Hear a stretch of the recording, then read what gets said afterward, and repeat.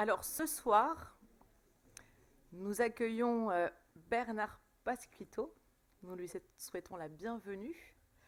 Euh, nous allons terminer ce soir la première partie du cycle consacré à l'intimité des grands, qui se poursuivra lors de la prochaine saison, puisque nous avons remarqué que vous aviez été intéressé par ce thème. Donc depuis le mois de septembre, nous avons évoqué les destins de talents exceptionnels, tels que Léon Blum, Winston Churchill, Robert Schuman, Pablo Picasso, Edith Piaf. Donc vous voyez, ça a été divers et varié. Chaque intervenant nous a fait plonger dans les secrets de la vie privée de ces grands personnages qui nous sont apparus dans toute leur richesse, nous révélant leur complexité, leur humour, leur culture et leurs convictions, nous les rendant par là encore plus attachants. Après avoir touché au domaine de la musique, de la peinture, de la littérature et de l'engagement politique au début du siècle dernier et pendant la Seconde Guerre mondiale, nous plongeons cette fois-ci avec vous, Bernard Pasquito, dans le monde actuel de la politique de manière surprenante. En effet, vous avez eu l'idée d'aborder la vie des hommes politiques d'aujourd'hui à travers le prisme de leur mère. Ainsi, avec Olivier Biscay, vous êtes allé à la rencontre de 13 d'entre eux, mais aussi de leur maman quand cela était possible. Nous verrons dans quelle mesure Anne Fillon, Jeannine Mélenchon, Pierrette Le Pen et les autres ont façonné les hommes publics que nous connaissons. Vous proposez une vision originale de ceux qui nous gouvernent ou qui souhaiteraient nous gouverner. En effet, nous les connaissons via leurs apparitions sur la scène publique, souvent en campagne électorale ou dans le cadre de leurs fonctions, en plein exercice de représentation qui ne permet pas de les imaginer dans leur sphère privée. En les rencontrant loin des caméras, ils ont pu se livrer librement et vous révéler certaines facettes de leur personnalité en toute confiance. Dans votre ouvrage, vous nous ouvrez les portes de leur enfance et vous étudiez notamment le rôle, voire le poids dans certains cas, de la figure maternelle. Ainsi, nous direz-vous la teneur de vos échanges avec celles que vous avez pu rencontrer, l'influence d'Anne Fillon et de Colette Dupont-Aignan sur leurs fils respectifs. Pour chaque histoire, vous nous direz ce que leur enfance avait d'exceptionnel. Bernard Pasquito, vous êtes journaliste, écrivain et éditeur français. Vous avez commencé à travailler au Journal du Dimanche comme grand reporter spécialisé dans le sport. Vous avez d'ailleurs consacré au tennis, au football et au rugby de nombreux articles. Rédacteur en chef adjoint, puis rédacteur en chef de France Dimanche entre 1989 et 1994, vous avez été directeur de la rédaction de France Dimanche, puis conseiller éditorial des éditions Payot. En 2006, vous créez la maison d'édition littéraire Bernard Pasquito Éditeur, centrée sur la littérature américaine. Vous êtes auteur de plusieurs essais et biographies et avez écrit notamment sur Serge Gainsbourg, sur Coluche, Annie Girardot. Dans votre dernier ouvrage paru en avril dernier, vous évoquez Romy Schneider. L'ouvrage sera d'ailleurs en vente dans le hall de l'hôtel de ville à la fin de votre conférence.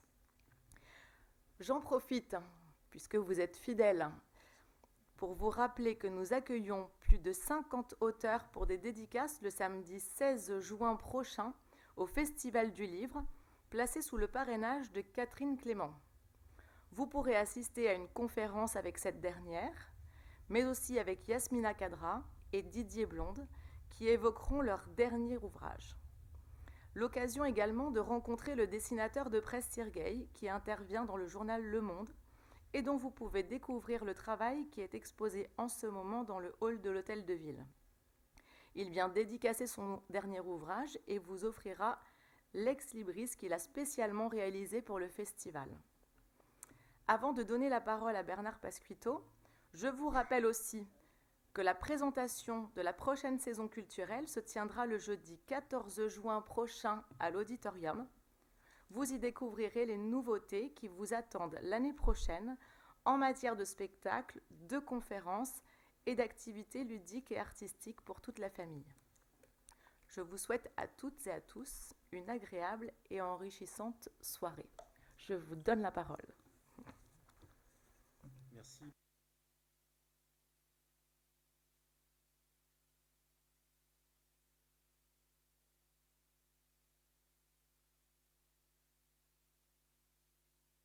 Voilà.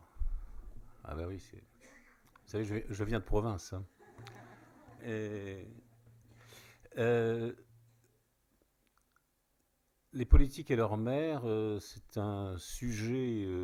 C'est un sujet. On me demande souvent comment j'ai eu l'idée, comment nous avons eu l'idée. Alors je vais parler beaucoup avec des jeux, mais je tiens à préciser que ce livre, donc on l'a fait à deux avec Olivier Biscay, qui ne peut pas être là ce soir parce qu'il est rédacteur en chef du Midi Libre depuis quelques mois, à Montpellier donc.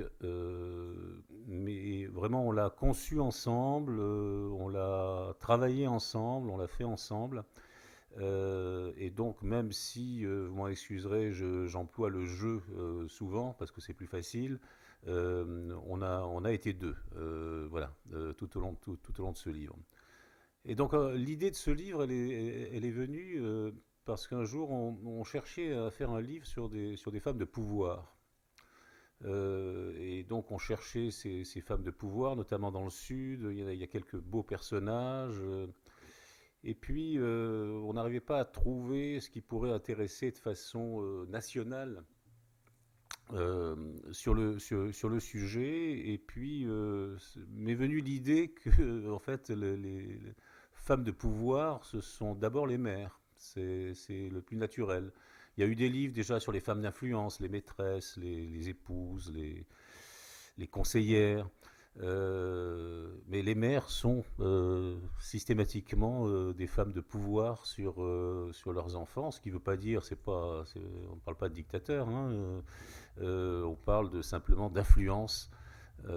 Et on se rend compte finalement que beaucoup d'enfants, que la plupart des enfants, qu'ils soient garçons ou filles, agissent dans leur vie beaucoup sous l'influence de ce que leur a insufflé leur mère. Euh,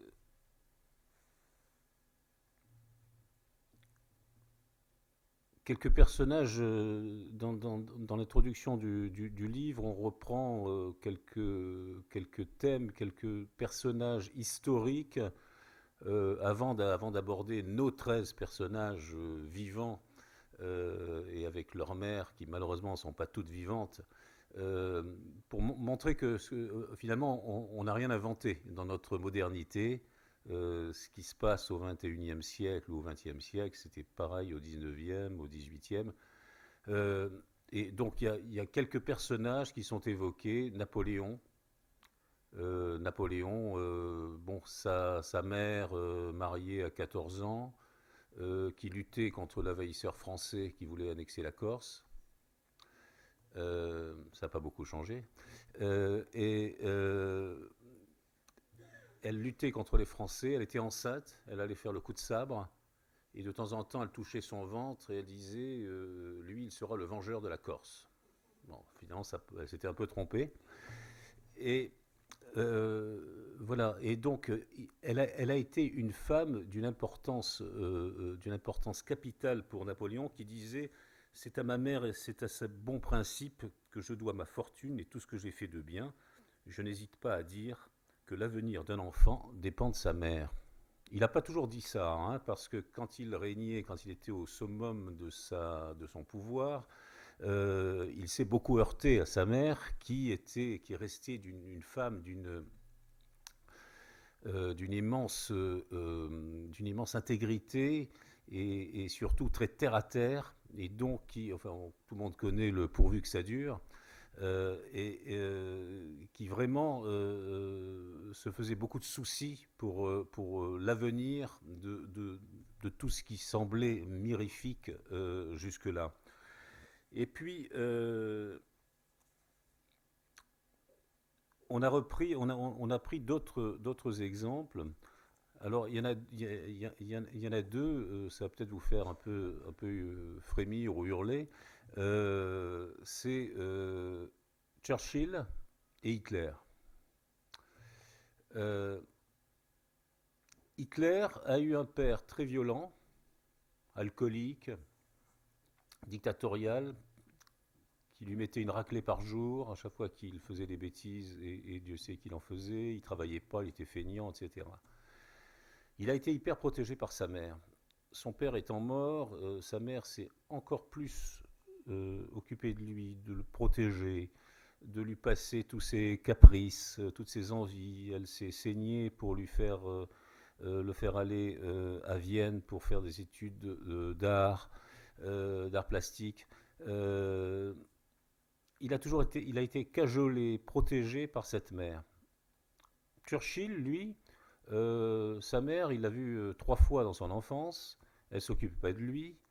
Euh, il a grandi avec quand même cette espèce de connivence comme ça, avec une mère qui l'adorait, qui le fascinait. Elle n'avait pas trop le temps de s'occuper de lui. Euh, à l'arrivée, il est devenu l'homme qu'on sait, Churchill, plein de magnifiques valeurs. Et Hitler est devenu l'homme qu'on sait. Donc c'est pas si simple de dire si on a une mère qui est absolument formidable, qui s'occupe de vous, etc. Ça fera de vous quelqu'un de bien. Voilà, c'est pas non plus parce qu'on a un père violent et autoritaire et alcoolique que on flingue la moitié de la terre. Hein. Bon, voilà, donc c'est pas si simple. Voilà. Il y en a un autre, c'est De Gaulle. Sa mère avait une vision de l'avenir de son fils qui était absolument extraordinaire. Elle disait, quand elle a entendu l'appel du 18 juin, elle a su tout de suite que c'était son fils. Elle n'attendait pas moins de lui. Elle a toujours su qu'il avait un destin et que son destin, ce serait de sauver la France. Et ça, c'était bien avant la guerre, l'occupation, etc. Dans ce travail, on a fini par tirer évidemment quelques conclusions. Alors déjà, bon, il n'y a pas de mère idéale. Là, je viens de donner quelques exemples. Il n'y a pas de mère idéale. En fait, la mère idéale, ou alors elles le sont toutes, mais aux yeux de leurs enfants. C'est la façon dont les enfants euh, euh, portent un regard sur leur mère qui leur donne d'idéal. Euh, Il n'y a pas d'histoire qui soit exemplaire.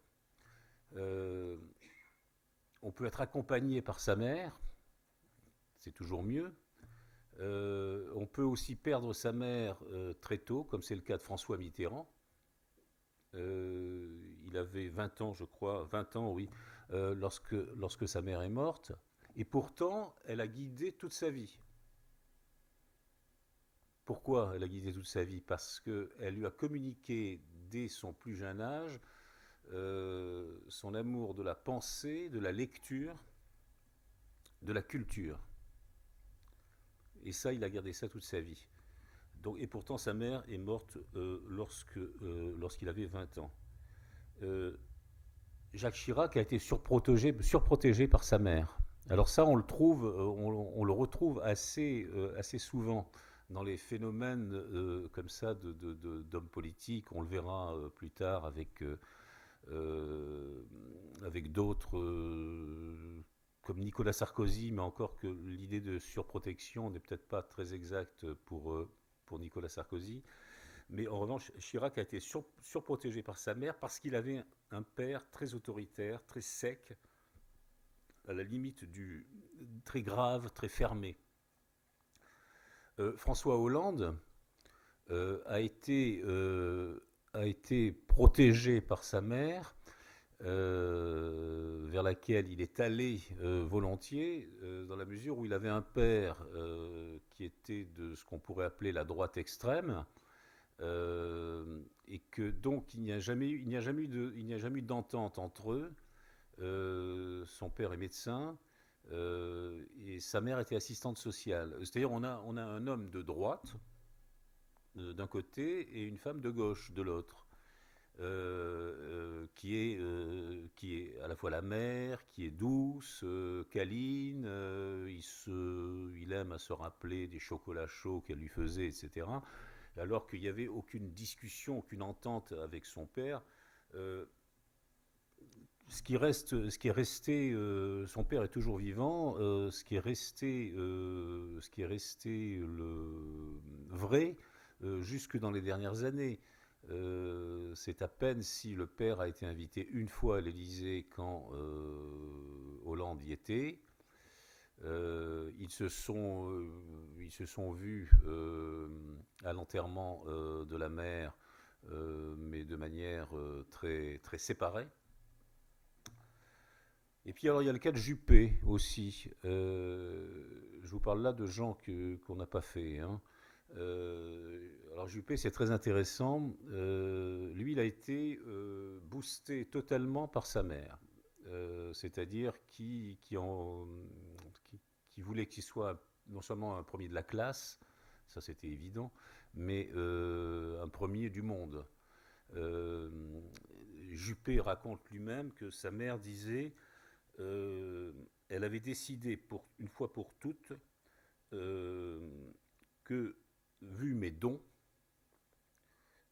ça me faisait l'obligation d'occuper la première place. On peut être plus modeste, mais voilà. Et c'est vrai que Juppé a été premier partout. Il a passé tous les examens, tous les concours. Alors ne cherchez pas un truc qu'il n'aurait pas eu, ça n'existe pas. L'ENA, Sciences Po, HEC, enfin bon, tout. Sauf que quelque part, il y a une faille quand on regarde bien, parce que dans ce qu'il a choisi, la politique, il a quelque part un peu échoué partout. Premier ministre, il a été viré. Candidat à la présidence, c'est jamais arrivé. Voilà, comme quoi c'est pas si simple aussi. Et là, mais Juppé, c'est comme ça fait partie de ces personnes qui ont été tout au long de leur enfance, de leur adolescence, et même de leur âge d'homme, poussées par sa mère au point l'échec n'était lorsque il avait une note un peu moins bonne quand il était étudiant. Il faisait 33 contours avant d'entrer chez lui pour retarder le moment où il rentrerait pour annoncer à sa mère, alors je ne sais pas exactement, mais qu'il avait eu un 17,5 au lieu du 19 habituel, quoi. Ce qui fait rire évidemment beaucoup de parents. Euh, voilà ce que je voudrais dire sur, sur le travail qu'on a fait sur ce livre, c'est que je m'attendais à ce que ce soit un beau sujet. Demander à quelqu'un de parler de sa mère et qu'il le fasse, bon, je voyais pas où serait l'écueil. Je m'attendais pas du tout à ce que ce soit aussi beau. À savoir que on a rencontré des gens et les 13 personnes, c'est valable pour les 13 personnes qu'on a rencontrées, qui étaient parfaitement heureux de parler de leur mère et qui étaient même presque dans le remerciement vis-à-vis de nous. Et croyez-moi, dans le genre de métier que j'exerce, ça n'arrive pas tous les matins. Euh, Vraiment, vraiment, il y avait une vraie joie, un vrai bonheur à s'exprimer sur leur mère, alors sur des tons différents. Euh, et c'est toujours très beau. Euh, ça, c'est une chose. L'autre chose, c'est que ils ils n'ont jamais été dans la posture. C'est ce qu'on reproche souvent aux politiques, c'est d'être dans la posture. Ils tiennent un discours en fonction des événements, du public qu'ils ont en face, etc. Moi, j'ai toujours eu l'impression qu'ils étaient totalement naturels. Euh, je dirais aussi qu'il y avait 13 personnes différentes et il y avait 13 milieux différents. Il y avait 13 histoires différentes. Et j'insiste sur le 13 milieux différents parce que ça m'a fasciné. C'est pas un choix, hein. Mais vous avez. Bayrou a grandi dans un milieu paysan. Il a grandi à la ferme. Bon. Sarkozy dans un hôtel particulier du 17e arrondissement. Aurélie Filippetti au milieu de parents mineurs, des gens d'extrême gauche. Gilbert Collard dans la bourgeoisie marseillaise, qui donc François Fillon était un fils de notaire. Les Le Pen, Marine Le Pen, elle a grandi dans une famille très politique, très politisée, parce que la mère a partagé pendant des années et des années les combats du père, etc. Donc les enfants ont grandi, ça se voit, vous me direz aujourd'hui. Voilà, comment s'appelle-t-il? Bruno Le Maire. C'est très intéressant, le personnage, bon, n'excite pas trop généralement, mais je trouve d'avoir rencontré sa mère, par exemple, ça a été un vrai bonheur. Cette femme, qui est une femme jeune encore, puisque moi, quand je l'ai vue, ça fait 1 an et demi maintenant, c'était une femme de 70 ans. Par moments, on a l'impression qu'elle est plus jeune que son fils, d'ailleurs. Et c'est une femme formidable. C'est une femme formidable, d'une élégance, d'une stabilité. Alors donc là aussi, on a un vrai dilemme parce que les mères, moi, alors l'autre leçon que j'ai tirée de ça aussi, c'est que les mères, elles sont, la plupart du temps, elles sont extrêmement objectives et je dirais même plus lucides. Elles sont capables de remettre les pendules à l'heure quand les enfants, parce qu'il reste des enfants, débordent un peu. Parce que souvent, on voit, alors par exemple, je prends l'exemple de Bruno Le Maire. Bruno Le Maire, il y a 2-3 ans maintenant, il donne des interviews dans la presse et il raconte en gros que il a eu un père très dur, avec des choses horribles qui se passaient. Les enfants mangeaient tous à la cuisine. Et puis mon père était un type fermé, il nous parlait pas, il était très exigeant. Ça a fait un mini scandale dans la famille à l'époque. Je ne sais pas si quelqu'un en a entendu parler. Ça a tellement fait un mini scandale dans la famille que il y a 2 de ses frères et même sa mère aussi qui ont un peu répondu dans la presse en disant oh Bruno, de quoi tu parles là, parce qu'on n'a pas eu la même enfance, quoi, parce que 400 mètres carrés avenue des Lots, c'est quand même pas Les Misérables. Et puis bon, les enfants mangeaient à la cuisine dans cet appartement parce que quand ils étaient ados, quand ils commençaient à être grands, le père qui était numéro 3 de Total, quand il rentrait tard le soir, il avait envie de dîner avec sa femme. Et non pas de partager le repas avec les ados qui étaient entre eux, hein. Voilà, que des choses comme ça. Après, moi j'en ai parlé avec Viviane Lemaire, évidemment, quand je l'ai rencontré. Je suis revenu là-dessus. Alors Bruno il avait un peu baissé de ton là-dessus, hein. Et donc on en était resté, là maintenant, moi quand je l'ai vu, il me disait oui, non, mais avec mon père, on n'a jamais su communiquer, c'était pas un grand communicant, etc. Et Viviane Lemaire me dit, mais en fait, il se trompe totalement. Son père l'aimait, mon mari était un homme du Nord, bon, qui parlait pas beaucoup, c'est vrai, mais il aimait son fils profondément.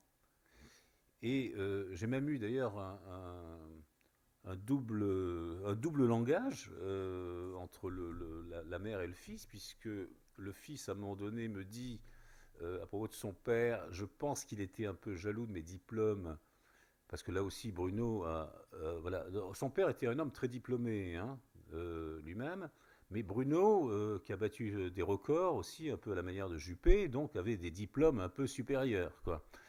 Voilà. Et moi, j'ai répété ça à la mère, et qui me dit, mais non, mais pas du tout.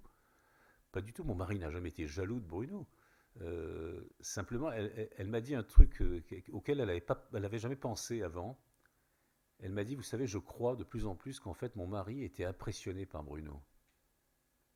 Il était tellement brillant que, à mon avis, et donc, comme c'était un homme, encore une fois, un homme du Nord, qui n'avait pas l'habitude de tellement s'exprimer, etc., de dire s'il avait.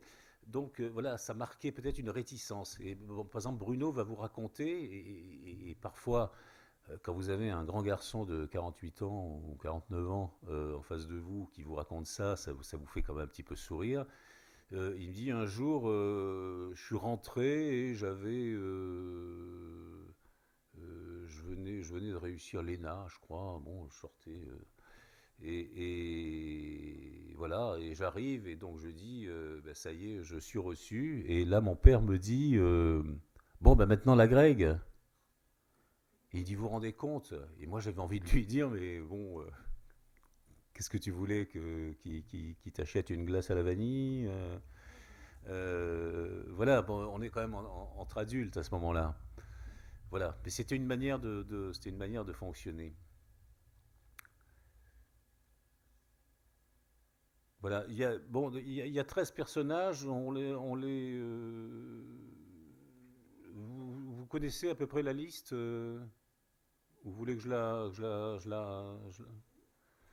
la resitue? Alors, dans l'ordre d'entrée en scène, si je puis dire, il y a donc Anne et François Fillon, Pierrette et Marine Le Pen, euh, Janine et Jean-Luc Mélenchon, Monique et Jean-François Copé, Colette et Nicolas Dupont-Aignan, Emma et François Bayrou, Françoise et Emmanuel Macron, Viviane et Bruno Le Maire, Anne-Marie et Bernard Debré, Odette et Aurélie Filippetti, Luisa et Manuel Valls, Odette et Gilbert Collard, et enfin André et Nicolas Sarkozy.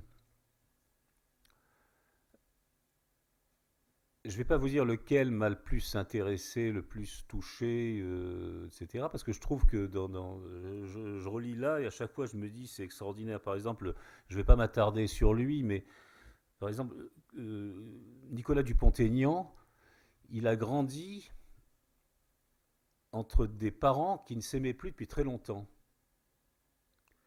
Il est le troisième d'une famille donc de trois enfants, de trois garçons.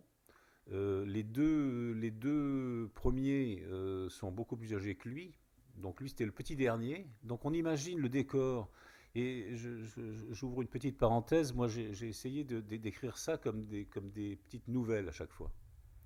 C'est de surtout pas faire un travail journalistique dans l'écriture. Parce que je trouve que ça est dommage parce que ce sont des histoires à chaque fois. Et Nicolas Dupont-Aignan, par exemple, son enfance, on sent que c'est au milieu de... Les frères sont déjà partis, hein, ils sont plus grands, et il y a des parents qui ne se parlent plus. Mais c'est des gens c'est des gens qui, bon, c'est du désamour qui est venu. Il s'est rien passé d'extraordinaire. C'est une espèce de désamour comme ça. Et donc, ce sont des gens qui se parlent plus. Il est très proche de sa mère. Son père voyage beaucoup. Il est représentant, donc il est tout le temps en déplacement. Et il, donc il est très près de sa mère, qui dessine, qui est une femme un peu triste, etc. Et ce gamin grandit là-dedans comme ça, avec des parents qui ne s'aiment pas, dans le silence, quelque part. Personne ne parle, jamais. Ils n'ont jamais de discussion. Quand son père rentre pour les week-ends, ils échangent 3 mots, les parents. Enfin, c'est terrifiant. Et donc, très vite, d'ailleurs, il se dirige vers la poésie. Et la cerise sur le gâteau, si je puis dire, c'est que ses parents sont toujours vivants. Ils ont 90 ans à peu près tous les deux aujourd'hui. Et ils sont Alzheimer tous les deux. Euh, et ils vivent toujours, c'est lui qui s'en occupe, il les a placés dans un appartement où ils vivent ensemble. Donc on a l'impression de travaux forcés à perpétuité pour ces gens qui depuis 50 ans s'aiment plus et qui sont encore condamnés. Bon, enfin, comme ils ont Alzheimer, peut-être qu'ils ont oublié qu'ils s'aimaient plus. Et voilà, donc alors dans les enfances un peu dures, il y a Nicolas Sarkozy. Alors Nicolas Sarkozy, je ne sais pas si vous connaissez le problème, si vous avez entendu parler, c'est son père. Ça mériterait un livre entier, hein. Le père de Sarkozy. Alors à l'époque où j'ai vu Nicolas et où j'aurais dû voir sa mère, malheureusement elle était déjà très malade, elle avait failli mourir quelques mois avant. Elle a 2 ans de plus, elle avait 2 ans puisqu'elle est décédée, elle est décédée la semaine après Johnny Hallyday, c'est-à-dire vers mi-décembre. Euh, et donc elle avait 91 ans à l'époque et son mari 89. Et donc j'ai décidé de voir le père puisque je ne pouvais pas voir la mère. Alors le père, il faut faire très attention quand on le voit parce qu'il a toujours tendance à, comme on dit en football, de mettre quelques tacles par derrière et les 2 pieds décollés du sol à son fils. Dès qu'il peut le faire, il ne s'en prive pas. Même si, avec beaucoup de bonne volonté, on arrive à sentir la, qu'il y a une forme de tendresse. Euh, voilà, enfin, ce qui n'empêche pas, par exemple, de me dire, quand je lui dis à un moment donné, mais quand même, il a été président de la République, et il me répond, oui, enfin bon, écoutez, président des États-Unis, oui, c'est quelque chose, mais président de la France, hein, hein, voilà. Ou quand il me dit aussi, il me dit, mais non, mais il m'en veut parce qu'il est tout petit. Il me dit, écoutez, moi, c'est pas compliqué, moi je fais 1,90 m. Enfin, je les faisais parce que c'est vrai que il s'est beaucoup. Oui, oui. Je fais 1,90 m. Mon fils aîné, Guillaume, il fait 1,89 m. Le cadet, François, il fait 1,90 m. Et il n'y a que lui, il est tout petit. Il a qu'à s'en prendre qu'à sa mère. Et puis de toute façon, on dit toujours que les grands hommes sont petits. Alors il fallait choisir, il voulait être grand ou il voulait être président. Voilà. Alors il y a des moments où c'est amusant. Euh, enfin, tout ça, je ne l'ai pas écrit, hein. Non, parce que bon, euh, moins drôle, si vous voulez, Nicolas Sarkozy a passé une enfance terrible, terrible. Là aussi, un peu, c'est très proche de Dupont-Aignan pour d'autres raisons.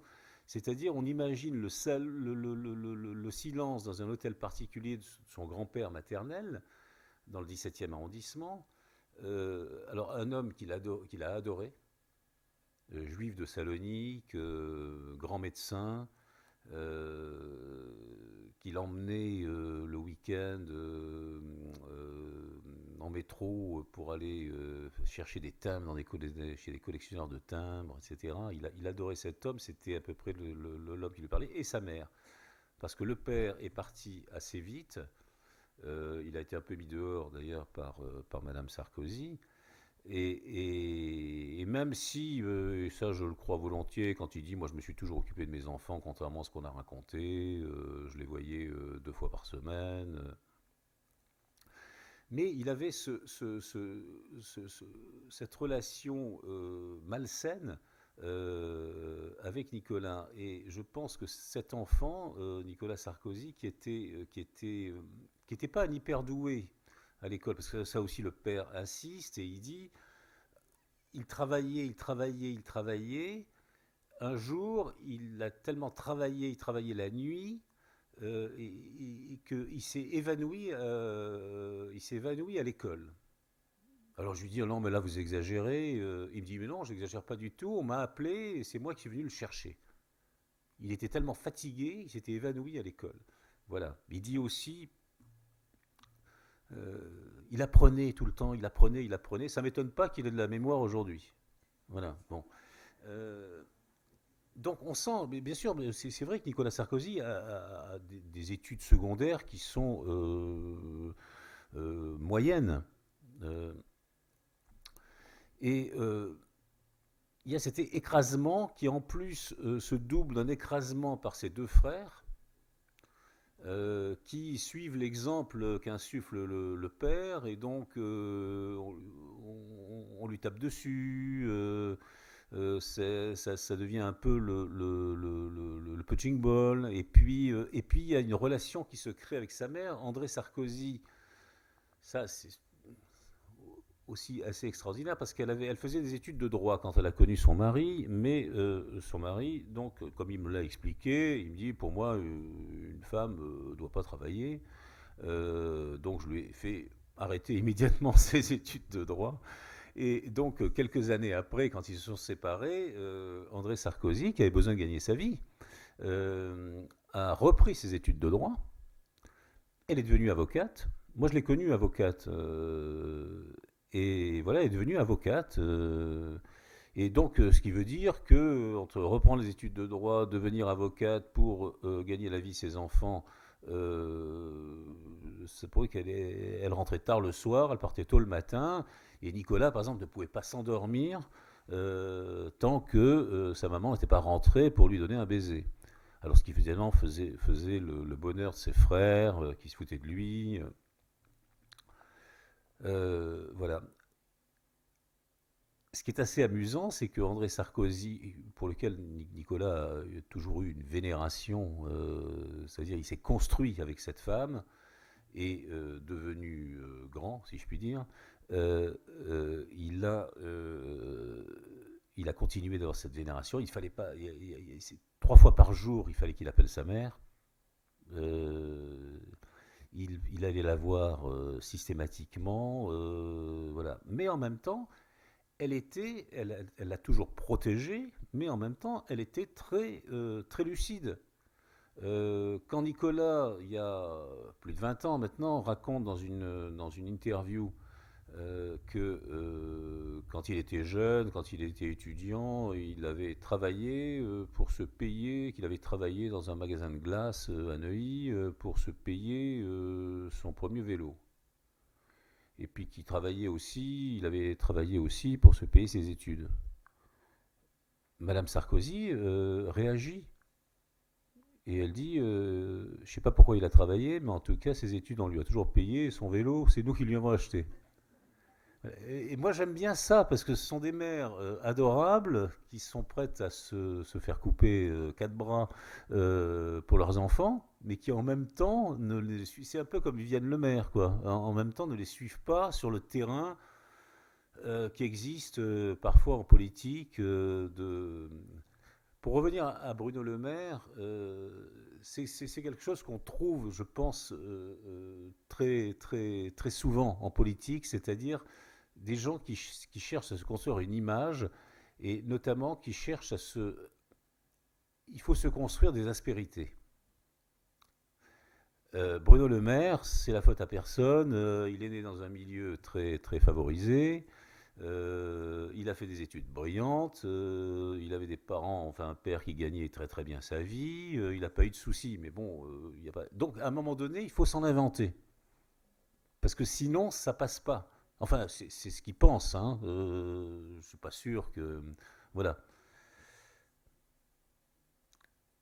Alors, je voulais vous parler aussi de Marine Le Pen et de Pierrette Le Pen. Ça, c'est une histoire un peu, encore une fois, très très différente, puisque on est dans l'histoire d'une femme qui, en 1984 à peu près, Pierrette Le Pen s'en va. Elle quitte son mari. Et pour être sûre de bien le quitter, cette fois-ci, parce qu'elle a essayé plusieurs fois avant et que ça n'a jamais fonctionné, parce qu'il y avait ses filles, etc. Donc elle a 3 filles. Cette fois-ci, elle disparaît.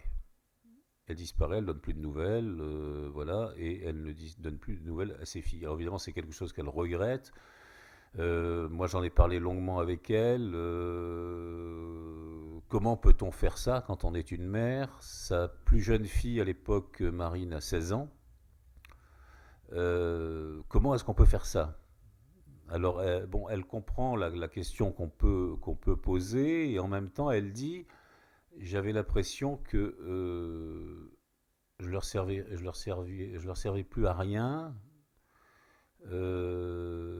Et puis, dès que j'ai franchi le pas, après, c'était difficile. Alors, ça a créé. Alors, déjà, entre Le Pen et son ex-femme, ça a été pendant des années des bagarres à la télévision. Enfin, tout le monde connaît l'épisode des photos dans lui où elle est à moitié nue et en soubrette. Et ce qui évidemment a provoqué la haine à l'époque de Marine Le Pen, qui, bon, le dit franchement, elle dit ça faisait rire la France entière, mais enfin, moi, ça me faisait pas rire. Euh, on se demande, Marine souffre à l'époque, elle a 16 ans, elle sort du lycée, elle se dit ma mère va me faire un signe. Et puis elle la voit jamais, elle voit pas sa mère venir lui faire des signes. Et puis aujourd'hui, Pierrette vous dit, mais moi je suis venu 50 fois, mais je me cachais parce que je disais, je vais pas, elle recommence une autre vie sans moi. Enfin, tout ça est très compliqué. Et puis un beau jour, à la faveur d'une interview dans Match d'ailleurs, voilà, c'est donc début des années 2000, donc plus de 15 ans après. Une journaliste vient interviewer Pierrette Le Pen, lui fait parler de sa vie, et à un moment donné, lui pose la question, est-ce que vos filles vous manquent? Et là, elle répond, Madame, non, elles ne me manquent pas, j'en crève, j'en meurs tous les jours de plus les voir. Là-dessus, son aidée, Marie-Caroline, lui écrit une lettre en lui disant, écoute, viens nous voir, tu seras toujours la bienvenue, etc. Et donc ça reprend contact et très vite, les filles disent, mais il faut que tu viennes vivre à Montretout, le domaine de Le Pen. Alors bon, c'était une guerre haineuse entre les Le Pen pendant des années. Donc elle dit, mais votre père n'acceptera jamais. Bon, Jean-Marie, comme vous savez, s'était remarié entre-temps. Et donc il acceptera jamais. Mais si, tu vas voir. Et puis donc on fait venir Pierrette, et puis Jean-Marie la reçoit, et là il lui dit, à la surprise générale, il lui dit, tiens ici chez toi. Et donc il lui donne une petite maison dans le parc qu'il fait rénover. Et depuis, ce que j'ai vu moi, ce que j'ai constaté, c'est que cette femme qui a été pendant 15 ans donc la peste, aujourd'hui c'est elle qui gère toute la vie sociale et affective de la famille Le Pen, et Dieu sait qu'il y a du travail. C'est-à-dire, elle organise les anniversaires des petits-enfants. À chaque fois, il faut faire 2 anniversaires, hein, parce qu'il y a parfois 3 d'ailleurs, parce qu'il y a l'anniversaire avec Marine, l'anniversaire avec Jean-Marie, c'est pas le même jour. Hein. Voilà, c'est elle qui a fait qui s'est occupée des 3 enfants de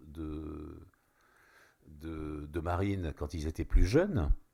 Voilà, parce que j'ouvre une petite parenthèse, ces mères, ce sont aussi des grands-mères à un moment donné. Et ça, j'ai découvert aussi, c'était pas quelque chose que j'avais envisagé au départ, quand on dit on va faire un livre avec les mères des politiques. Je ne pensais pas que ça déborderait comme ça à ce point-là, déjà sur les pères, les frères, les sœurs, et puis les grands-mères. Alors il y a l'importance des grands-mères euh, lorsque les politiques sont petits. Par exemple, Bruno Le Maire, il a un souvenir absolument fasciné de sa grand-mère et même de son arrière-grand-mère, qui était une aviatrice, etc., dont il parle, qu'il a connue jusqu'à l'âge de 4 ans, à peu près, mais voilà. Et puis surtout, ces mères deviennent un jour des grands-mères. Et elles ont, surtout quand on parle d'hommes et de femmes politiques, elles ont un rôle primordial. Lorsqu'elles ont des enfants, lorsqu'ils ont des enfants qui sont en bas âge ou en moyen âge, euh, quand on part systématiquement le week-end, s'occuper d'aller distribuer les tracts, faire des rencontres, etc., qui s'occupe des enfants et donc là, le rôle, par exemple, moi, quand j'ai vu Viviane Lemaire à Biarritz au mois d'août, il y a 2 ans, et elle avait ses 5 petits-enfants. C'est-à-dire, il y en avait 4 de Bruno et un autre d'une sœur de Bruno. Ils ont une maison là-bas à côté de Biarritz. Donc c'était pendant les vacances. Et c'est elle qui gère ça. Bruno, il était en pleine pré-campagne, enfin campagne voilà, des primaires. Voilà, sa femme l'accompagnait. Et donc, voilà, la grand-mère, Odette Filippetti, s'occupe à la fois intensément de la fille aînée d'Aurélie. Moi, je sais que quand j'ai vu Odette Filippetti dans le 13e arrondissement, on s'est vu à côté de chez elle parce que sa petite fille, qui devait passer son bac il y a 2 ans, était venue travailler. Bon, c'est un petit appartement et donc voilà. Évidemment, c'est pas Aurélie était députée et puis quand vous avez un bébé comme elle a eu, elle a l'enfant qui doit avoir 3-4 ans maintenant. Euh, voilà, donc le rôle des grands-mères est une espèce de prolongement. Alors, je voulais parler à propos de grand-mère d'ailleurs, bon, on va finir avec les grands-mères, il y a Macron. Ah non, non, c'est pas. Non. Ah non. Non, non, c'est pas du tout ce que je voulais dire. Euh, non, non, Macron, pourquoi Macron? Parce que Macron, il y a un mystère. Il y a à la fois un mystère sur ses parents. Alors, on n'est pas très brillant dans le livre, je préfère vous le dire, sur Macron parce que on a réussi à avoir personne. Enfin, je veux dire de la famille, de la famille. Euh, Macron, il y a un vrai mystère sur ses parents, sur le rôle de ses parents, et il y a surtout un mystère sur l'importance et l'influence de sa grand-mère. Parce que là, c'est presque psychanalytique. À savoir que c'est Olivier Biscay qui s'en est occupé de Macron, et il ouvre le chapitre par le petit Emmanuel Macron qui a 5 ans et qui, dans le salon de la maison familiale, donc, s'adresse à son père et à sa mère en leur disant, écoutez, vous travaillez beaucoup, je vous vois pas tellement, je suis tout le temps chez ma grand-mère. Alors il doit le dire avec ses mots à lui, hein, et, et donc je suis tellement tout le temps chez ma grand-mère que moi je vous propose une chose, c'est je vais aller vivre chez ma grand-mère, et puis vous pourrez me voir de temps en temps quand vous en avez envie. Alors bon, ça paraît un peu surprenant de la part d'un garçon de 5 ans, mais enfin bon, c'est un témoignage tout à fait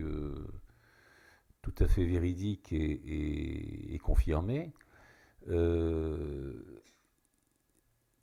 Quand on gratte un peu, on s'aperçoit qu'en effet, bon, d'abord, bon, les parents sont médecins tous les deux, hein, hospitaliers, ce sont des gens qui travaillent beaucoup.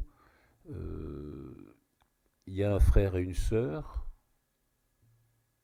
On peut comprendre assez vite que le petit Emmanuel Macron n'est pas trouvé une situation idéale dans ce foyer où il n'était pas la vedette de cœur comme il l'était chez sa grand-mère, parce qu'il y a une grand-mère qui est. Alors au début, on nous présente un personnage assez sympathique de grand-mère qui s'occupe beaucoup, qui vient combler certains vides que peuvent laisser les parents dans leur vie un peu frénétique professionnelle. Et puis, on s'aperçoit que c'est plus que ça. C'est une grand-mère qui veut tout diriger, qui fixe des objectifs. Au point qu'à un moment donné, il va y avoir des heurts avec le père, qui lui est son beau-fils, hein, son gendre. Il va y avoir des heurts parce il la trouve un peu envahissante sur l'autre vie. Et puis, on s'aperçoit que Emmanuel Macron, dans tout ce qu'il a fait depuis. Je parle avant la présidentielle. Hein, je ne parle pas depuis qu'il est président, parce que depuis qu'il est président, quelque part, on peut dire que c'est encore pire, parce que là, on n'en parle plus du tout. Mais de notre côté, on n'en parlait pas énormément avant des parents. Euh, donc, il y a un vrai problème parce que le peu de communication qu'a livré Macron sur son enfance, ça a été uniquement basé sur la grand-mère. Au point que quand même, à un moment donné, moi j'ai entendu la mère à la radio, et ça c'est très proche de la présidentielle, mais je ne sais plus si c'est juste avant ou juste après. J'ai entendu cette femme quand même revendiquer d'avoir été une bonne mère. Mais moi, je ne comprends pas. Moi, j'emmenais mes enfants le mercredi au théâtre, au tennis, etc. Enfin, genre, je faisais le job, quoi. Voilà, parce qu'on on avait eu l'impression que Emmanuel Macron n'a été élevé que par sa grand-mère. Alors, il y a une opacité autour de tout ça qui tient sans doute à, à l'histoire avec Brigitte, qui est pas qui est pas une histoire simple. Elle est sans doute aujourd'hui, elle est tout à fait acceptée et simple quelque part aujourd'hui, parce que on peut admettre que à l'époque,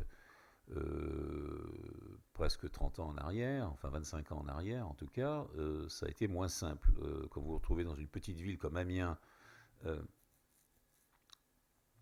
euh, avec le garçon de 16 ans qui sort avec une femme de 40, qui est mère de 3 filles, euh,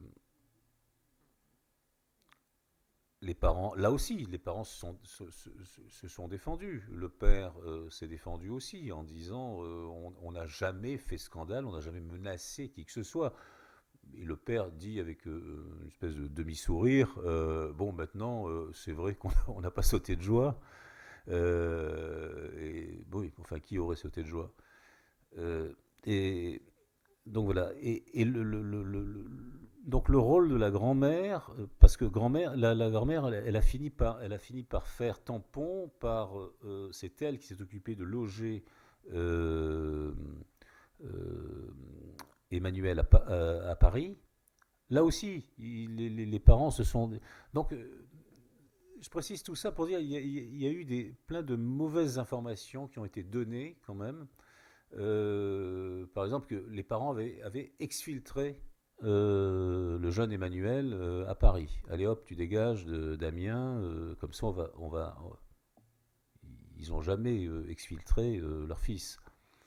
Ils ont toujours gardé des relations, mais manifestement, il n'y a pas de, il n'y a pas de lien, il n'y a pas de lien. Il y avait ce lien avec cette grand-mère. Et je pense que bon, c'est un très beau lien. Je pense qu'on peut être, il y a beaucoup de personnes qui peuvent avoir eu un très beau lien avec leur grand-mère. Je pense. Là, on est sans doute un peu dans l'excès. Euh, je voulais vous parler de François Bayrou. Ça vous fait rire? Non, François Bayrou, je vais pas en dire. C'est l'antithèse de Nicolas Sarkozy, comme quoi. Euh, euh, François Bayrou, vous savez, Nicolas Sarkozy, il dit toujours, enfin, ça lui est arrivé de dire, dans la vie, j'ai manqué de rien sauf d'un père. Et François Bayrou, ça m'a frappé parce qu'il ne me l'a pas dit exactement comme ça, mais moi je l'ai interprété comme ça. Euh, à un moment donné, il m'a dit moi, dans mon enfance, j'ai manqué de tout, sauf d'amour et de culture. Et il a grandi à la ferme euh, avec des parents qui ont été des rejetés de la vie, des brimés de la vie. C'est-à-dire son père, qui était le plus intelligent de sa famille, dans une famille où on a fait HEC, etc. Mais lui, on lui a dit, toi, tu es le numéro 2 ou le numéro 3, je ne sais plus, donc tu t'occuperas de la ferme. Et donc il n'a pas eu son mot à dire, et donc il s'est retrouvé à la ferme. Frustré, quelque part. Tous les week-ends, son frère et sa sœur venaient de Paris et lui porter des livres de culture, de sciences, etc. Voilà, ils arrivaient avec des brouettes comme ça. Quant à la mère, c'est presque pire, je dirais. Euh, Elle s'est retrouvée au moment de la guerre. Elle avait 17 ans. Son père est tombé malade et son frère est parti à la guerre. Il a été fait prisonnier. Elle s'est retrouvée donc à 17 ans, cette jeune femme, euh, à devoir diriger une ferme avec ses petits bras. Et ce qu'elle a fait pendant 5 ans. Et puis quand son père est mort, et quand son frère est rentré de la guerre, il lui a dit bah écoute, maintenant je reprends ma place, voilà, je suis l'aîné, c'est comme ça. Elle l'a accepté d'ailleurs. Moi personnellement, quand il m'a raconté ça, ça me faisait trépigner. Et puis il me dit non, mais elle l'a accepté, voilà, donc il a repris sa place. Et puis elle, eh ben, il fallait qu'elle parte à la ville, trouver un boulot, se trouver un boulot. Voilà, elle était foutue dehors quelque part. Je l'entends comme ça, au nom du droit d'aînesse. Donc le droit d'aînesse, dans les deux cas, ça a joué quelque part à briser un peu leur vie, quoi. Et puis ils se sont rencontrés, ces gens-là, ils ont eu un fils et une fille. Et Et François Bayrou a grandi dans un univers, dans cette ferme, dans un univers de culture permanent. Au point qu'il me dit, à table, tous les midis, tout le monde lisait. Le midi, le soir, tout le monde lisait à table. Et puis, il m'a raconté aussi que quand il est rentré dans le Larousse, quand il a eu son entrée dans le Larousse, il dit c'est le plus bel honneur, la plus belle déclaration, la plus belle décoration que j'ai jamais eue de ma vie. Pourquoi? Parce que le jour où j'ai eu mon nom dans le Larousse, j'ai repensé à mon père, qui à chaque fois qu'il y avait un mot qu'on ne connaissait pas, disait va chercher le Larousse. Voilà. Et donc c'est extraordinaire. Et puis voilà. Alors Bayrou, c'est assez.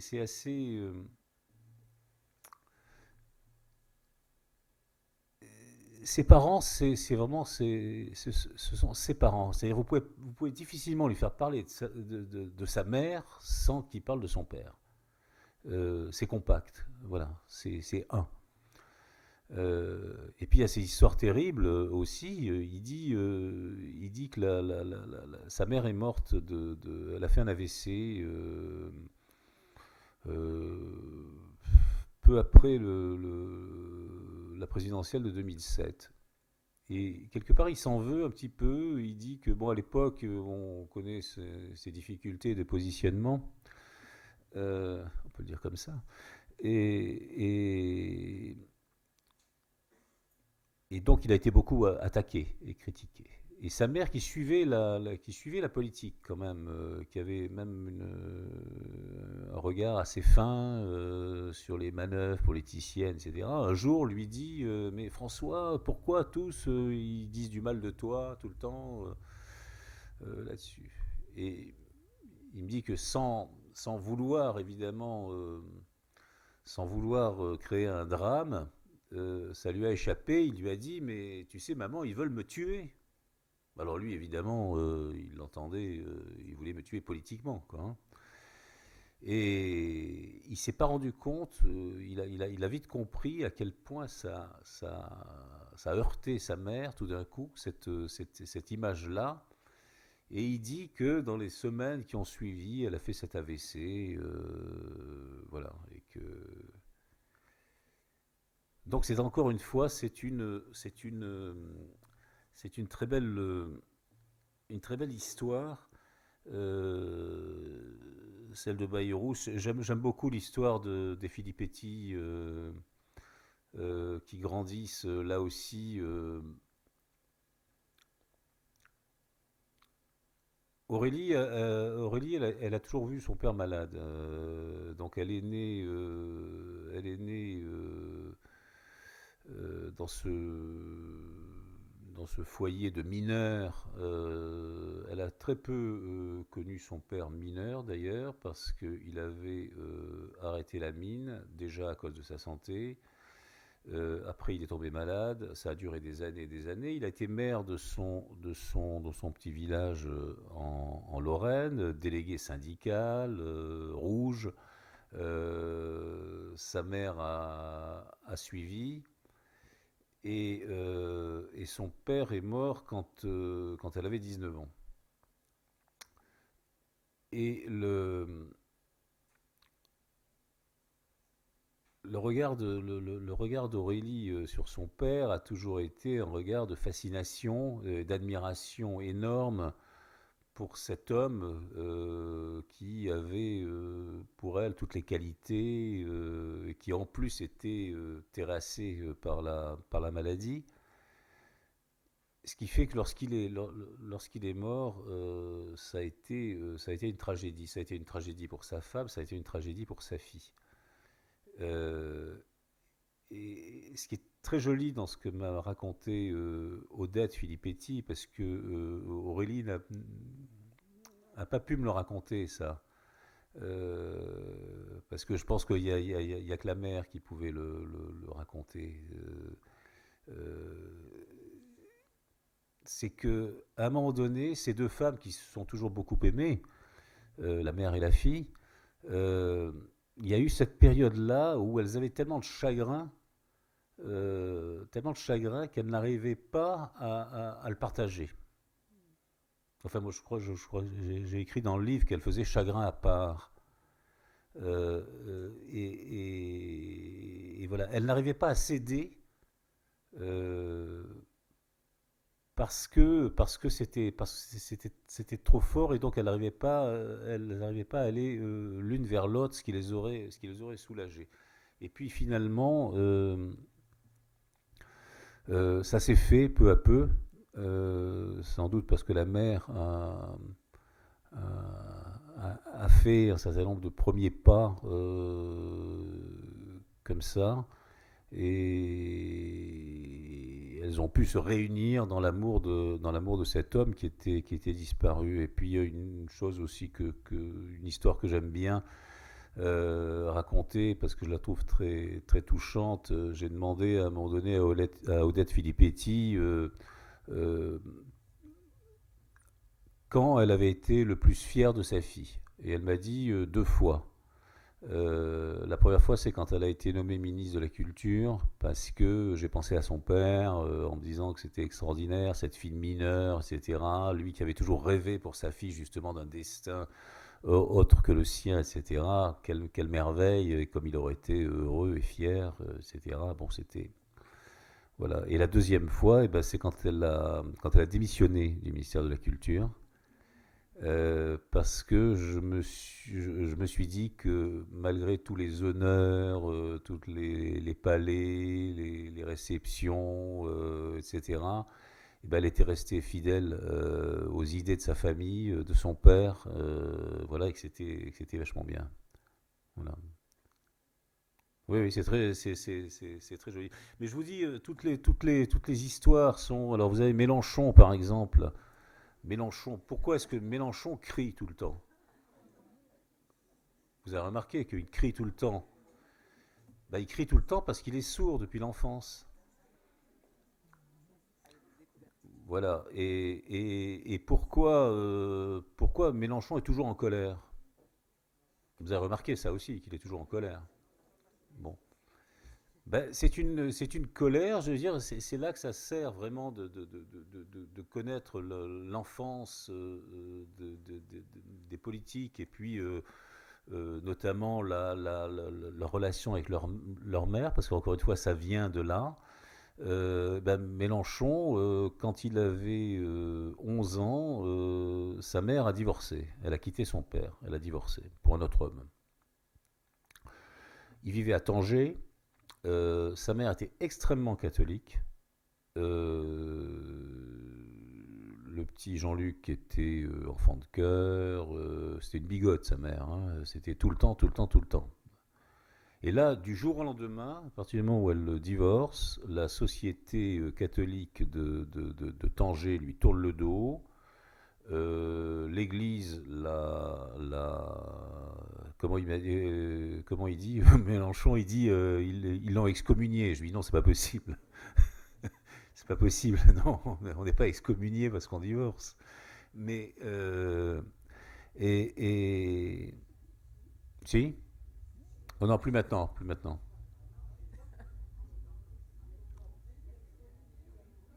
Non, pas à l'époque, je pense pas. Ouais, ouais. Bon, mais il avait raison, alors. Si Mélenchon a raison, alors. Voilà. Et donc il en a gardé une colère qu'on entend toujours. Voilà, il voue aux gémonies, les cathos, les curés. Voilà. Donc de la même manière, on en parlait tout à l'heure. Pour revenir à Nicolas Sarkozy, il y a dans son comportement avec les femmes on sent le petit garçon qui a eu besoin longtemps de la main de sa mère et qui a aujourd'hui besoin de la main de sa femme. Il y a des images qu'on ne verra jamais avec qui que ce soit, avec aucun chef d'État, de Sarkozy, moi qui m'ont frappé, où il prend la main de sa femme comme ça, comme si, voilà, comme un petit garçon prend la main de sa mère. Euh, Oh non, recommencez pas avec Macron, s'il vous plaît.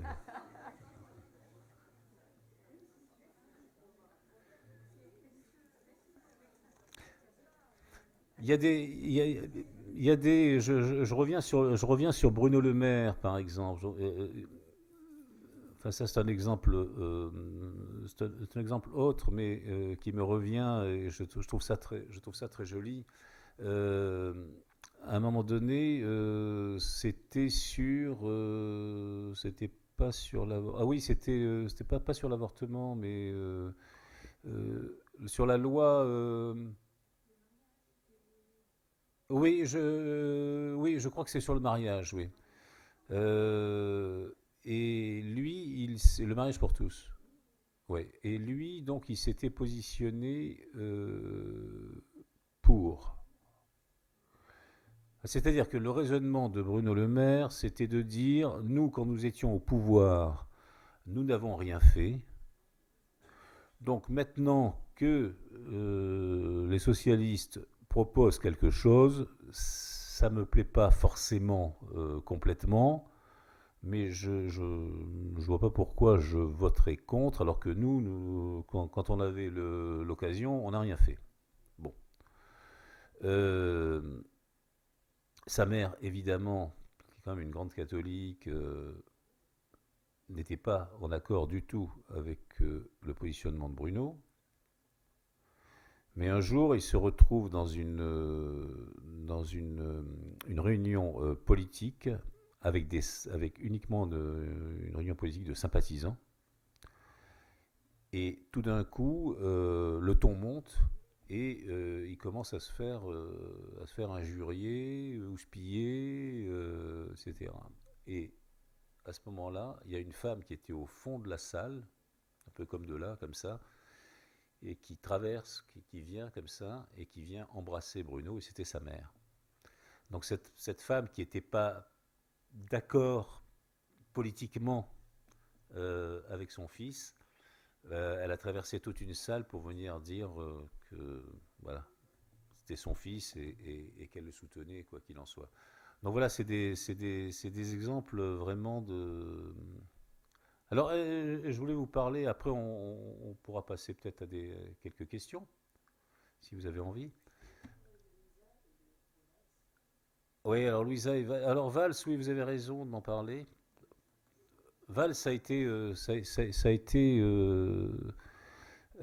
restera un souvenir exceptionnel. En plus, je l'ai revu l'an dernier. On s'est retrouvé chez une amie commune à Aix-en-Provence et on a reparlé de ça.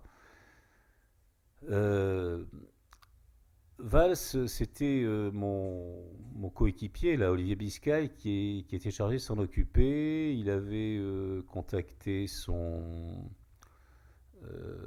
attaché parlementaire, directeur de la communication, etc. Il était Premier ministre à l'époque, hein. Et puis c'était jamais non, mais c'était jamais oui. Enfin, en tout cas, il n'y avait pas de rendez-vous, quoi.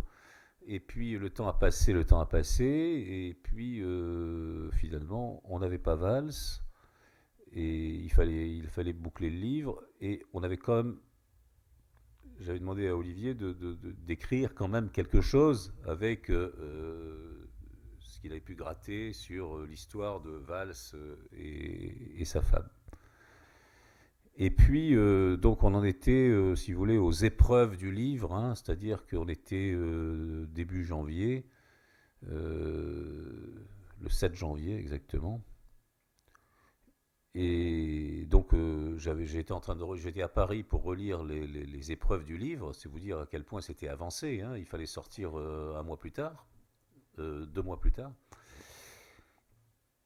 Et puis, je vais à l'anniversaire de cette amie commune, qui est la comédienne Andrea Ferréol, qui se trouve être amie avec la femme de Valls. Et donc, on se retrouve en fait au studio Harcourt, où il y avait une soirée. Et là, donc, moi, j'étais là à cette soirée pour Andrea, pour son anniversaire, ses 70 ans. Et puis, ma femme était avec moi, et à un moment donné, je vois à quelques mètres Manuel Valls avec sa femme, Anne Gravoin. Et puis, bon, je me dis, et je le vois, ça me, nos regards se croisent, il me fait un petit sourire timide. On sentait le type qui n'était pas. Il me l'a expliqué après d'ailleurs, il m'a dit j'étais pas dans mon monde là. Moi j'accompagnais ma femme, j'étais pas dans mon monde. Il y avait des artistes, tout ça, bon. Et voilà, et donc ce petit sourire timide, ça m'encourage un peu. Je dis à ma femme, qu'est-ce que tu en penses? Je vais le voir. Bon, j'ai un peu horreur de ça, mais et elle me dit, bah, écoute, qu'est-ce que tu risques? Et donc je vais le voir et puis je l'aborde et je lui dis, voilà, voilà, on est en train de finir un livre absolument formidable, sauf qu'il n'y a pas Manuel Valls. Et elle me dit, ah oui, je sais. Ouais, je vois tout de suite que oui, on lui en avait parlé, etc. Et, et je lui dis, il me dit tout de suite, mais c'est trop tard là. Je lui dis, ben, on est aux épreuves. Mais si vous pouvez me parler demain, moi je me débrouille. Alors il me dit, ben, appelez-moi demain. Alors là-dessus il y a un petit numéro, il me file son numéro, mais c'était plus le bon. Sa femme dit, mais non, c'est pas ça, etc. Elle intervient, elle me donne son numéro. Et le lendemain, je vois que moi je repartais en plus, mais je repartais avec une voiture donc sur Aix-en-Provence et je vois que le matin il reçoit Cazeneuve à la mairie d'Evry. Donc je l'appelle pas. Moi je suis sur l'autoroute, je m'arrête à un moment donné. Il m'avait dit appelez-moi et puis faites-moi un texto et je vous appelle dès que je suis libre. Je lui fais un texto. Il ne rappelle pas tout de suite, donc je reprends la route. Je vous raconte tout ça avec les détails parce que c'est quand même assez rigolo. Ça m'est arrivé qu'une fois dans ma vie, ça, hein. Et évidemment, comme toujours, vous êtes au volant à 150 et à ce moment-là, il a, ouais, enfin 130, pardon, 130. 130 et évidemment Manuel Valls s'appelle. Et je lui dis, ah oui, assez bien. Alors il me dit, si vous êtes prêt, alors je lui dis, ben, je suis. Alors je lui dis, il me dit, ouais, non, parce qu'après, je pourrais pas, etc. Et puis bon, je comprends très bien, quoi. Alors je lui dis, ben, on va le faire comme ça, j'ai le Bluetooth. Et, et il me dit, non, mais quand même, c'est pas dangereux. Ben, je lui dis, bah, un petit peu, mais. Et puis, non, non, et en fait, ma femme a pris son téléphone, son propre. Donc, elle a mis l'enregistreur du son, et on a fait un quart d'heure comme ça, donc de questions très spontanées. Et voilà, et on est arrivé le soir à la maison, elle a tout traduit, etc. Elle me l'a mis par écrit, moi j'ai écrit derrière. Le lendemain matin, je l'ai donné à l'éditeur. On a fait, c'était formidable. Et vraiment, il a été génial. Et après, il m'a rappelé 3 ou 4 fois, parce que dès que je lui faisais un petit message, parce que j'ai besoin d'un détail ou un truc comme ça c'est extraordinaire, je trouve. C'est des relations. Vous savez, quand vous voyez Valls, sincèrement, je ne sais pas ce que vous en pensez. Non, non, mais peu importe. Mais moi, j'ai toujours pensé que c'était un type très, très ombrageux, pas facile. Et tout d'un coup, vous avez une espèce de patte, quoi, de bonne patte, qui est là. Bon, et encore une fois, pourquoi? Bon, pour avoir 3 pages sur un livre. Enfin, des livres, il en a plein, des articles, etc. Il était Premier ministre, hein. Enfin, il n'était plus là. Il venait de démissionner, puisque. Voilà. Et donc l'histoire. Alors la relation avec la mère, oui, c'est ça que vous vouliez. Mais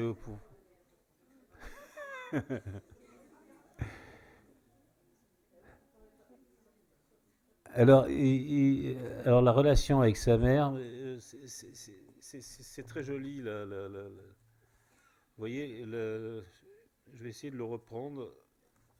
La question.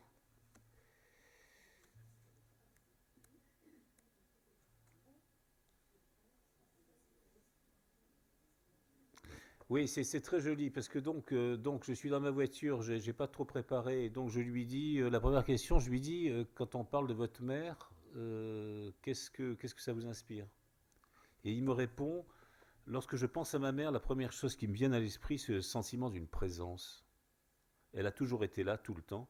Elle était jeune et belle, chaleureuse, attentive à nous, et elle est restée tout cela.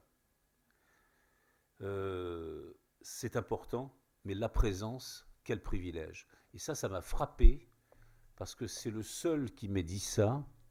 Euh, Quand je pense à ma mère, j'ai le sentiment d'une présence. Et en fait, je comprends, j'en ai reparlé d'ailleurs après avec lui, c'est que sa mère a toujours été là. Et c'est son père aussi, d'ailleurs, son père était peintre. Donc son père était toujours à la maison. Et c'est vrai qu'il y a beaucoup d'enfants qui ont grandi sans que leurs parents soient là. Et ce que je trouve bien, c'est pas que cette mère ait été là, il y en a d'autres mères qui ont été là, c'est que lui, la première chose qui lui vient à l'esprit quand il parle de sa mère, c'est ça. Ça, je trouve ça formidable. C'est un sens de l'observation, je trouve. Voilà. Donc c'est une mère douce, intelligente, très protectrice, très raisonnable, qui est mariée à un peintre très perturbé, un peu névrotique, qui est dans la souffrance, dans la dépression. Et donc pour les enfants, comme toujours, évidemment, il faut qu'il y ait un élément comme ça, comme cette mère, pour arriver à compenser. Et c'est ça. Et sa mère est toujours vivante. C'est une femme magnifique. Hein, c'est extraordinaire. Cette femme, je ne sais pas quel âge elle a maintenant, mais elle doit approcher des 80. Et elle est absolument magnifique.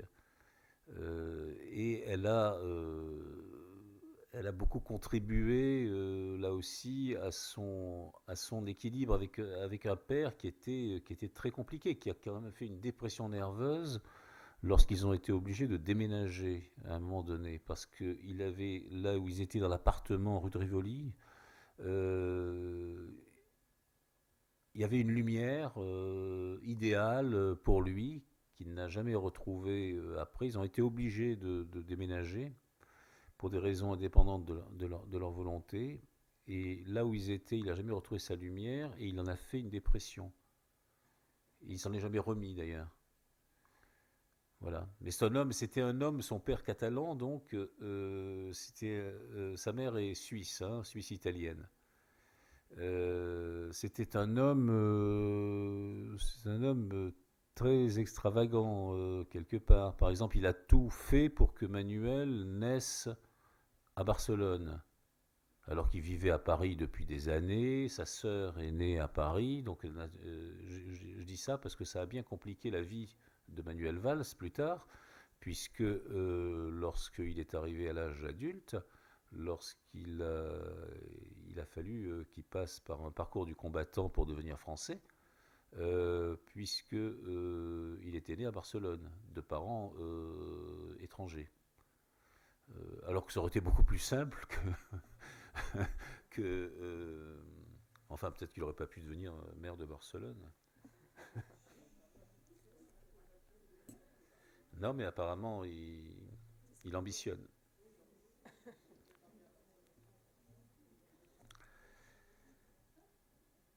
Voilà, ce que je voulais vous dire encore une fois, et puis après je vous laisserai poser des questions, c'est que ces personnes-là, ces 13-là, avec leurs qualités et leurs défauts, mais moi je n'ai vu que finalement que les qualités dans toutes les rencontres, sincèrement, que moi j'ai oublié totalement ce que je pensais politiquement, qui j'aimais pas. À partir du moment où j'ai rencontré ces gens, il y a une espèce de voile qui est tombé comme ça, et et je veux dire, je pense que pour chacun de ces personnages, quand je suis reparti, moi j'avais oublié ce qu'ils étaient, ce qu'ils représentaient, etc. Mais je pense qu'eux, il n'y en avait aucun qui savait ce que moi je pensais politiquement, si j'étais dans leur camp, pas dans leur camp, etc. On était bien au-delà de tout ça. Et c'est une espèce de magie, vraiment. Et je pense que c'est dû au sujet. Et puis la dernière chose, c'est ce que je voulais dire, c'est que ça a changé mon regard sur eux. Et que ces gens-là, je les regarderai plus jamais, je les regarderai plus jamais de la même façon. Voilà. Après, on dit, j'ai entendu le reproche parfois notamment pour Marine Le Pen, par exemple. Ah oui, mais ça vous gêne pas de l'avoir rendue sympathique? Non, moi d'abord, moi je l'ai pas rendue sympathique. Si elle apparaît sympathique, elle s'est rendue sympathique elle-même. Voilà, moi je l'ai pas rendue sympathique.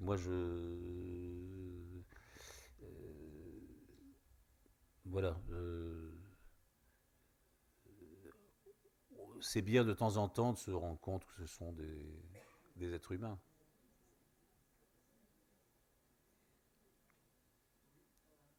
Je vous propose d'applaudir notre intervenant déjà. Merci.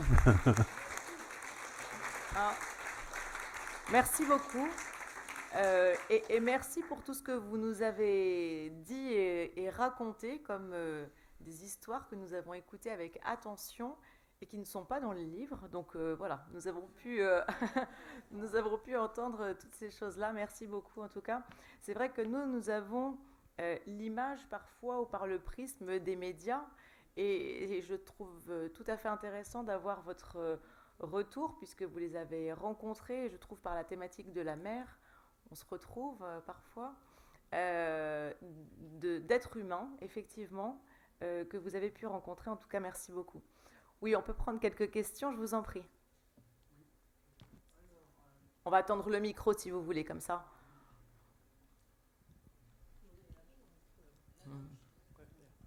Oui, bonsoir madame, bonsoir monsieur. Bonsoir. Alors, je viens de temps en temps aux entretiens d'ici comme ça, et ce soir.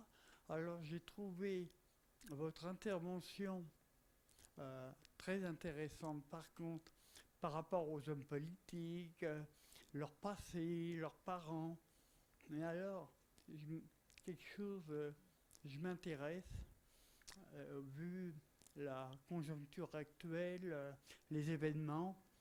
Alors, ça me rend un peu craintif parce que j'ai eu une jeunesse, disons, bon, moi, j'étais pas dans le besoin.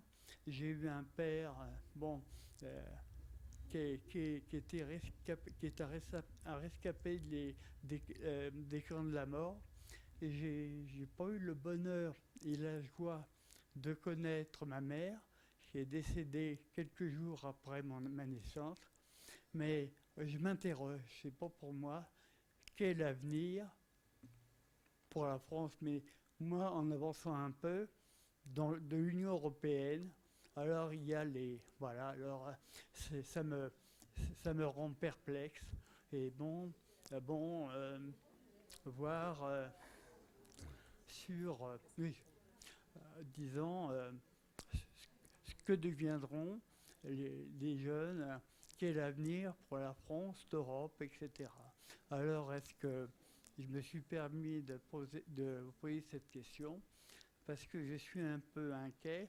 Alors, en parlant de Marine Le Pen, bon, elle est comme elle est pas, c'est pas ma tasse de thé, mais ce qui m'inquiète, j'ai le droit de le dire, c'est qu'elle se croit la mieux placée, enfin, en anticipant, pour la présidentielle de 2022. Bon, alors, puis il y a Oula, les on va autres. loin. Voilà. Alors, ce que je vous propose, c'est qu'on reste sur notre thématique du jour, en reprenant effectivement vos interrogations. Alors, concernant l'Europe, nous avons des conférences spécifiques sur l'Europe. Donc, je vous invite à y participer. Il y en a Ah. une en début de semaine et il y en aura d'autres. Et c'était très intéressant.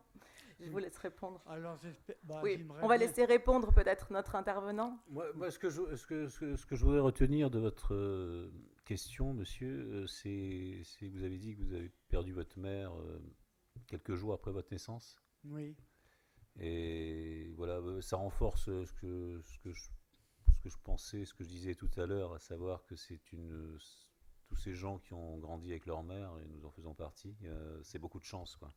oui. Voilà. Et votre cas nous montre ça. Moi, c'est ça qui, après le reste. Ah, et puis, mon père, disons, qui est un rescapé, justement, qui a failli, disons, être brûlé par les nazis, qui a failli être exécuté. Alors, Si vous permettez, on va prendre une autre question pour que chacun puisse exprimer d'accord. ses je suis bavard, C'est j'aurai de différent. mauvaises notes. différentes interrogations. Non, il n'y a pas de notes, il n'y a pas de souci. D'accord. Eh Est-ce- ben, merci de m'avoir Merci, été monsieur. attentif. Merci, monsieur. Oui, Est-ce qu'il y a une autre question? oui. Vous avez beaucoup parlé Non. des maires des hommes politiques. En quoi ce sujet vous a intéressé à partir de votre éducation et de votre maman? Ah, c'est marrant parce que j'ai failli rajouter tout à l'heure, mais je me suis dit que ça faisait 3 fois que je disais pour terminer, donc j'allais pas rajouter ça. C'est que ce livre, ça a changé mon regard sur les politiques, ça a aussi changé mon regard sur ma mère. Voilà, j'ai appris à la regarder un peu différemment, et ma mère est toujours vivante. Je précise, elle est malade.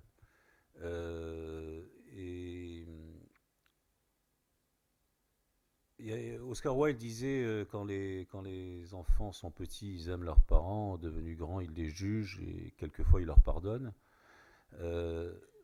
Moi, je fais partie des enfants qui n'ont rien à pardonner à leurs enfants, mais on juge souvent nos parents un petit peu durement, un petit peu. Et puis quand ils vieillissent, ils sont plus au sommet de leur forme, et donc on les regarde autrement, toujours avec beaucoup de tendresse, mais en même temps en oubliant un peu ce qu'ils ont été, et ce qu'ils ont pu nous apporter.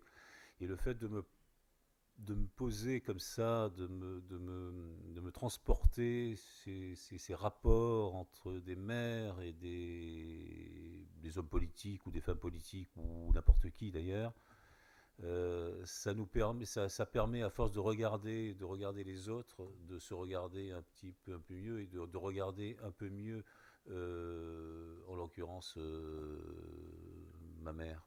Voilà. Est-ce que vous pouvez imaginer pour nous la mère de M. Trump, s'il vous plaît?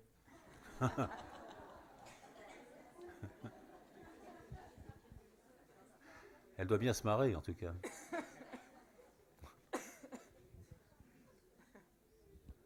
Non, mais c'est intéressant. C'est intéressant parce que je pense, sincèrement, je pense que. Alors évidemment, ça nous intéresserait beaucoup moins en France.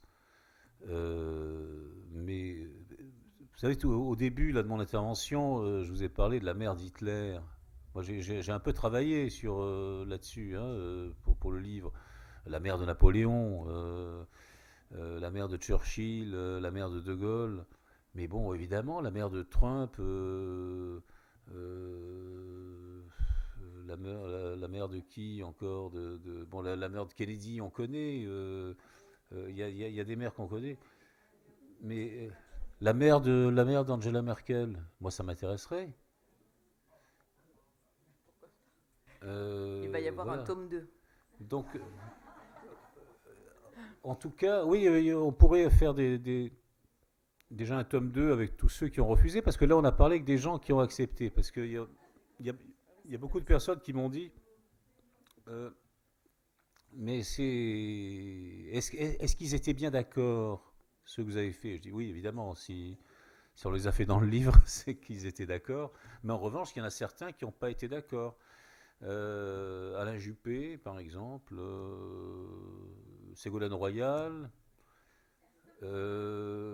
Ségolène Royal, bon, je peux mieux comprendre d'ailleurs, parce qu'il y a une histoire très douloureuse avec le père, très douloureuse avec le père, et qui déteint sur l'histoire avec la mère. Donc il y a des choses dont elle a pu en parler à un moment donné, et puis à un moment donné, elle ne veut plus en parler. Valérie Pécresse. Alors Valérie Pécresse, bon, je ne sais pas si je devrais le dire, mais non. Bon, bah... Si vous commencez comme ça, il faut aller jusqu'au bout. Ah ouais. Bah, elle dit en gros que bon, sa mère, elle n'a pas envie de parler de sa mère, quoi. Ça la fatigue un peu, quoi. Voilà. Estrosi, c'est pareil, quoi. Estrosi, il dit j'adorais mon père, ma mère, ça fait 10 ans que je ne parle plus. Alors c'est marrant, non, parce que ça va un peu à l'encontre de ce que je dis depuis plus d'une heure. Il y a aussi ça, mais c'est normal. Je veux dire, c'est normal. Il arrive que des hommes ou des femmes ne s'entendent pas avec leur mère. Ça ne veut pas dire d'ailleurs forcément qu'ils ne s'aiment pas. Je reprends l'exemple de Sarkozy et de son père. C'est pas, à mon avis, c'est pas du désamour. C'est de la maladresse criminelle d'ailleurs, mais c'est de la maladresse. Voilà, donc il y en a eu quelques...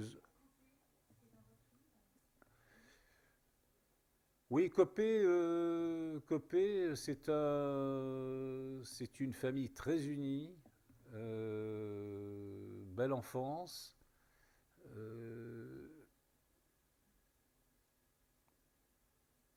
Un père, là aussi, c'est la mère le modèle, et la directrice de la famille.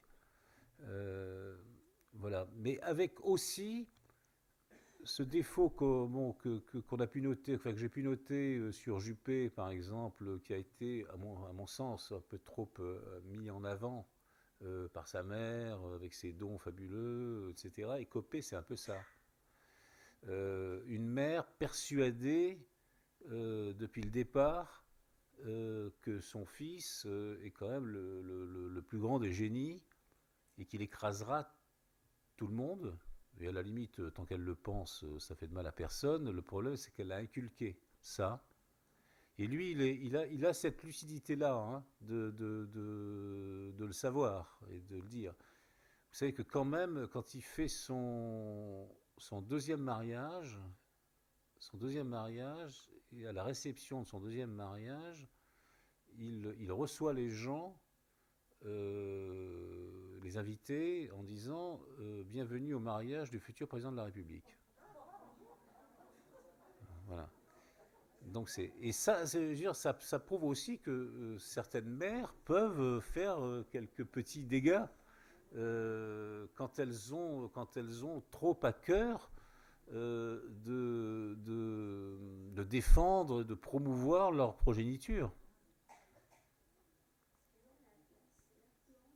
Avec le micro, oui. De la mère de Mitterrand, quand on voit ses relations qu'il a avec autant de femmes, enfin, est-ce que sa mère a eu une influence sur son suivi? Alors, sous son côté chaud lapin, c'est ça? Comment? Ben, sincèrement, ça m'étonnerait un petit peu parce que sa mère, comme je l'ai dit, est morte quand il avait 20 ans. Ce qui est certain, parce qu'il le disait, ça, c'est qu'elle lui a transmis le goût de la culture et de la lecture. Et ça, c'est énorme. Et je pense qu'il a pris plaisir à transmettre à son tour à Mazarine. Et je pense qu'il a fait le plus beau des cadeaux à à Mazarine en la nommant exécutrice de ses droits moraux. C'est-à-dire c'est aujourd'hui Mazarine qui ne porte pas son nom, qui dirige tout ce qui est toute l'œuvre de Mitterrand, tout ce qu'on peut publier autour de Mitterrand, etc. Je trouve que c'est un cadeau magnifique à faire justement à votre enfant qui n'a pas eu la chance de porter votre nom.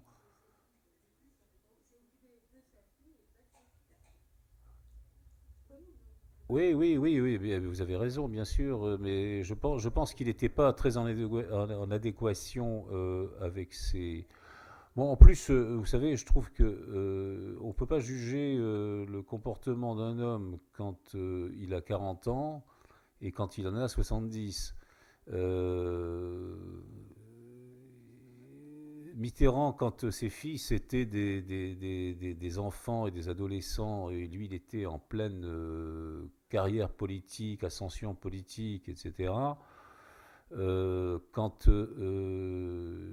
Mazarine est né, je crois, en 74, il est mort en 96, donc il a eu le temps de s'occuper de Mazarine, de passer du temps avec Mazarine. Il était dans un mariage en plus avec Daniel qui n'était pas un mariage idyllique.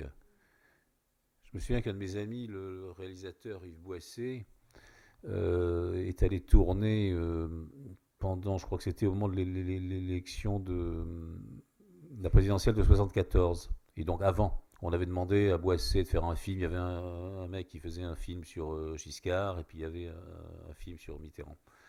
Et donc Boisset organise fait ce film. Et à un moment donné, il fallait filmer les Mitterrand chez eux, rue de Bièvre, dans leur appartement privé. Et donc Boisset arrive la veille, et puis non, c'était oui, 74 ou 80, peu importe. Boisset arrive la veille et il s'aperçoit que dans cet appartement, dans la cuisine notamment, parce qu'il a dans l'idée on va leur faire un petit déjeuner en famille, voilà. Et donc dans cette cuisine, il n'y a rien, quoi. Il n'y a pas de confiture, il n'y a pas de beurre, il n'y a pas de pain, il n'y a rien à manger. Enfin, c'est une cuisine, quoi.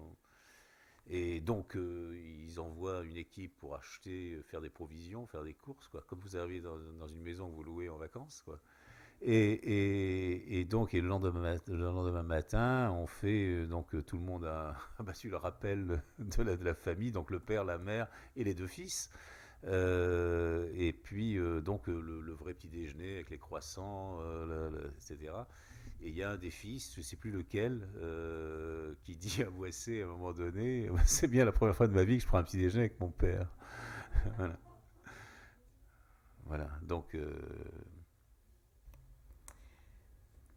Merci beaucoup. En tout cas, je ne sais pas s'il y a d'autres questions, mais on va pouvoir continuer à échanger puisque nous avons la chance de vous retrouver dans le hall pour des dédicaces. Je voudrais rajouter quelque chose aussi, parce que j'avais prévu d'en parler si jamais ça faisait un lien. Je me suis rendu compte que, alors c'était pas le thème ce soir, mais que y a d'autres mères célèbres qui valent vraiment le coup.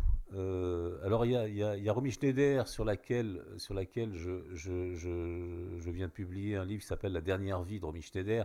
Alors bon, elle, c'est un peu spécial, c'est une mère douloureuse. Tout le monde connaît l'histoire de son fils.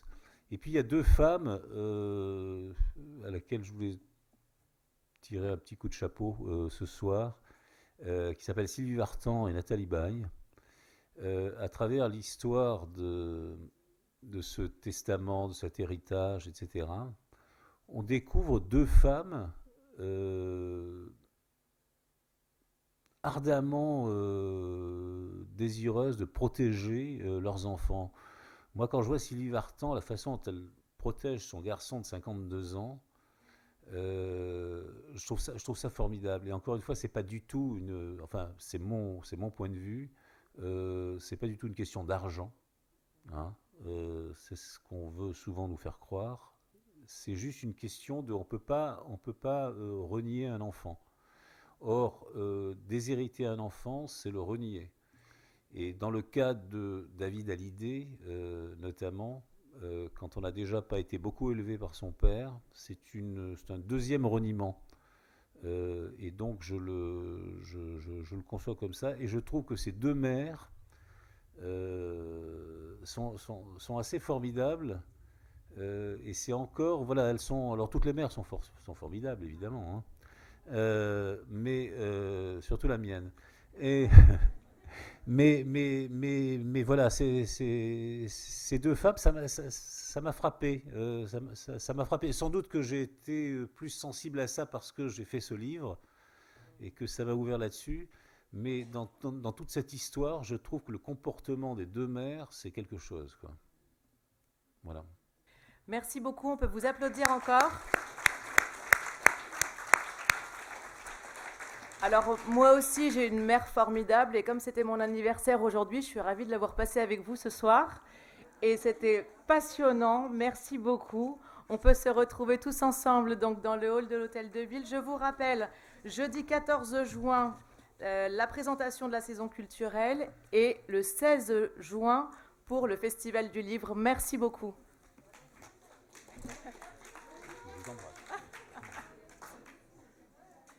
C'était passionnant. Oui, c'est bien. Ouais, je trouve ça super. Je trouve ça super. Et moi, c'est quelque chose que je me suis dit